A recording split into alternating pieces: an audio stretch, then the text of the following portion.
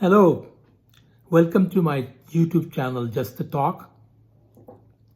In previous episodes, I've done few on Mahabharata and mysticism.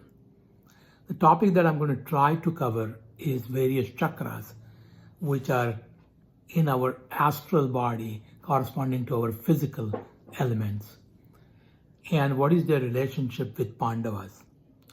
Please note that this is only as a knowledge, and until one reaches control over various pranas and chakras, they're not going to see it. In the last one, I mentioned the sounds that you hear when you ascend the kundalini through each part of the spine. This is a very general information and it may not pertain or even interest many, but this is information, and just to do the complete on the information on Pandavas and what they represent, I'm doing this video. Hopefully you will like it, and if you like, please subscribe. So the chakras are plexus of nerves. We do see plexus of nerve in the physical body, and in the astral body there is a corresponding area. So when I talk about petals, there may be important nerves or nadis related to the same thing. We'll start with the lowest chakra, which is coccygeal or called Mooladhara chakra. This represents the great element of earth. It is situated in coccyx, and out of Pandavas, Sahadev is the representative. It is red in color. It is associated with excretion.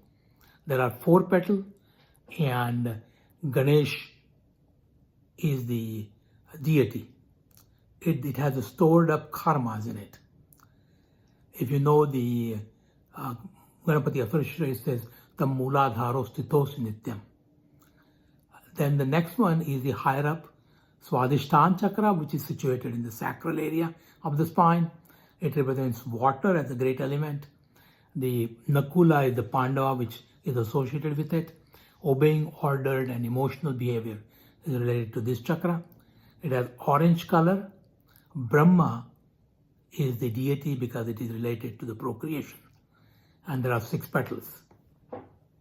The next one is Manipur chakra. This is located in the lumbar spine. It is associated with the element of fire and associated with Arjuna as one of the Pandavas. It shows self-control when you control this chakra. And Vishnu is the preceding deity. It has yellow color and there are 10 petals. Higher up you go, Anahat, which is situated in the dorsal spine or near the heart. Air is the great element. Bhima is the Pandava that is there. There are 12 petals. It is green in color. Love, compassion, and of course control of prana is achieved when you control this particular chakra. Rudra or Shiva is this deity. The next one is Vishuddha chakra. It is related to the ether as the great element. It is located at throat area or cervical spine. Dharmaraj or Yudhishthira is the Pandava that is represented here. It has 16 petals, and self-control is achieved when you control this chakra. It also represents authenticity, and the color is blue, and it represents Shiva again.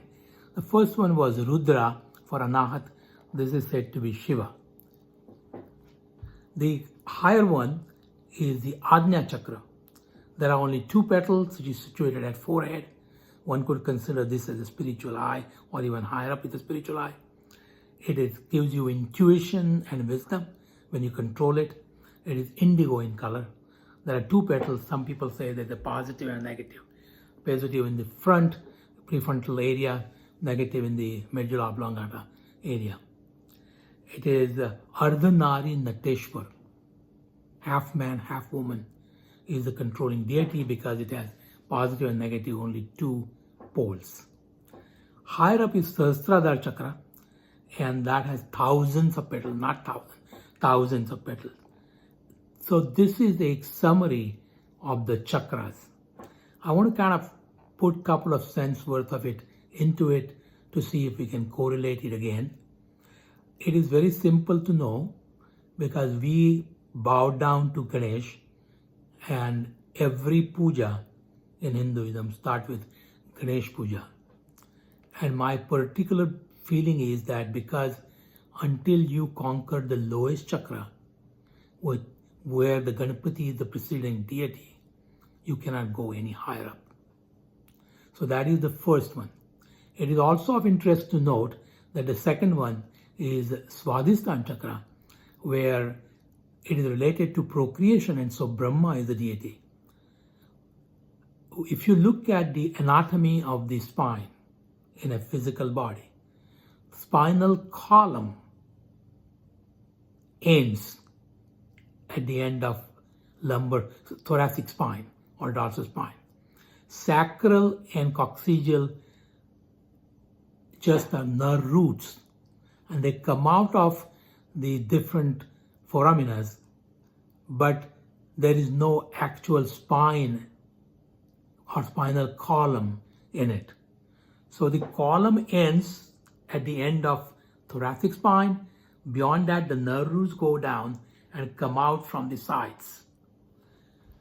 It is interesting to note that Dharmaraj or Yudhishthir, Bhima and Arjuna were born through Kunti, and Madri was the mother of Nakul and Sahadeva. That distinction is represented by physical spine, as there is no true spinal column in sacral and coccygeal area. So those two are different. And when we say that the northward movement or Dakshinayan versus Uttarayan is good, we are talking about controlling excretion, procreation, and to some extent hunger, going northward. The last two are related to the survival. After that, eating or is fire is the middle one, but higher one controlling the prana and intuition and wisdom, which are represented by beam or the chakras related to that, is unrelated to our day-to-day activity. So again, to re-emphasize, Madri being a different mother for two Pandavas has the lower part of the spine where there is no spinal column, just nerve roots. And the three are related to Kunti, so there are spinal column as well as nerve roots. Second important thing is that the dorsal spine area is actually the chakra is near the heart on the left side. And a lot of times it is controlled by Rudra. So it is emotionally controlled. And once you control that particular area, then you have a control on your emotions and expression.